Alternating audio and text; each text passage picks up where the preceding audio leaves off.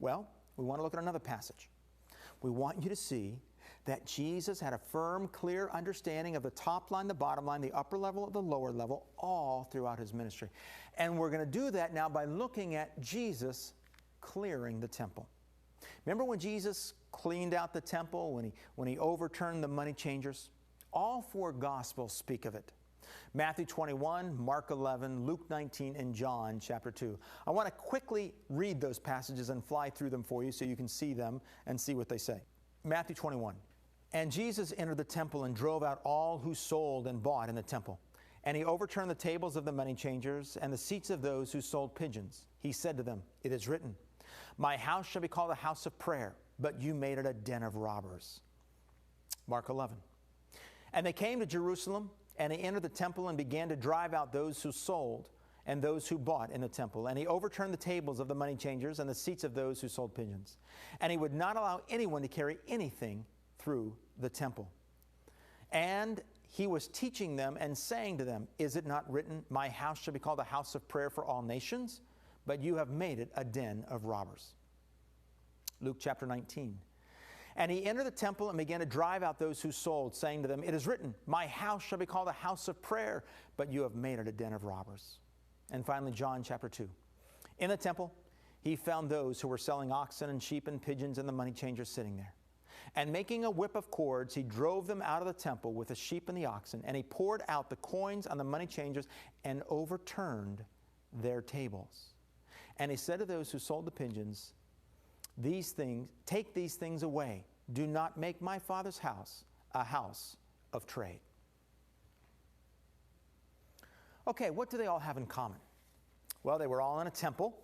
People were selling things. Jesus drove them out.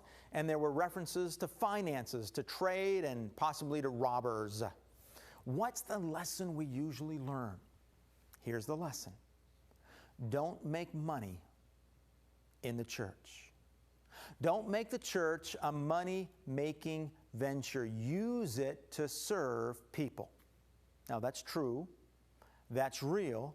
But it's said with an A is greater than B perspective. It's said only with a focus on us and the church or the temple only, and not for other people.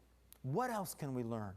What has been missing in seeing this passage and all these passages? Well, in order to understand what's missing, we need to see what happened at Solomon's dedication to the temple.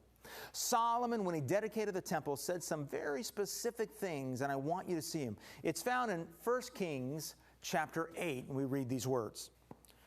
"As for the foreigner who does not belong to your people Israel, but has come from a distant land because of your name, for men will hear of your great name and your mighty hand and your outstretched arm, when he comes and prays toward this temple, then hear from heaven, your dwelling place, and do whatever the foreigner asks of you, so that the peoples of the earth may know your name and fear you, as do your own people Israel, and may know that this house I have built bears your name." Now, did you notice what it did not say? It did not say, when this foreigner comes and prays toward your temple, then do not hear their prayer and make them green with jealousy that you only answer the prayers of the Jews. Solomon didn't pray that. Solomon understood as he was dedicating the temple that the temple was for not only Jews, but for people from all nations. Why? What part of the temple was he dedicating? He was dedicating the Gentile court. The Gentile court was the largest part of the temple. It was the larger outer part from the inner holy court on the inside. It was the larger outside part. And this is where the money changers were selling the pigeons and the bulls and all these various things. That's where they were selling them. And so what were they doing? They were writing off 98% of the world's population. What were they saying? God's not a God of the Gentiles. Our God is a God of the Jews only. Gentiles will never come here to find out about God or come to know God. He would never want to reach out to them. He's only the God of us, the Jews. Their whole mindset was an A greater than P perspective. It's a mindset that was rampant throughout all the Jewish people back in those days. And only one disciple caught it. Did you hear it? It came from Mark. What did he say? My house shall be called a house of prayer for all nations. nations.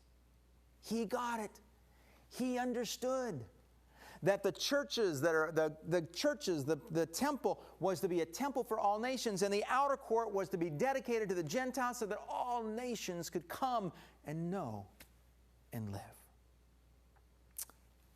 How does this apply to your life?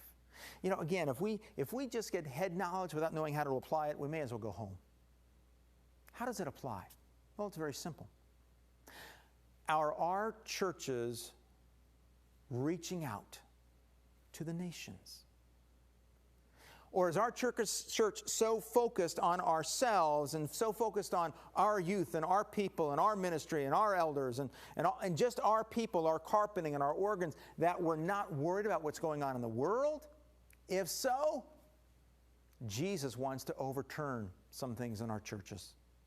Jesus wants to overturn and make some major damage, do some major damage, so that we get our eyes off of ourselves and get our eyes on God's glory going to the nations. If you've not heard it before, I'll tell it to you. A healthy church is a missions-minded church. A healthy church is a church that's focused on God's global glory. Without it, you get very inwardly focused. You wind up in a very self-centered, evangelical Christianity. And you don't want that.